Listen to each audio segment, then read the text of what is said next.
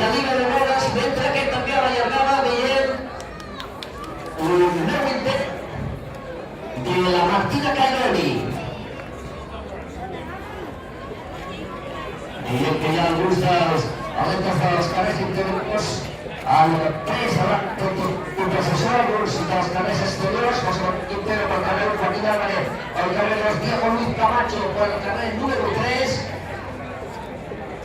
Entrem ja, quina velocitat fantàstica, entrem a la segona corba i molt aviat ja tindrem els atletes encarant l'última recta, corrent en la primera posició de moment. Jorge Madera, número 8, Jorge Madera pel carrer número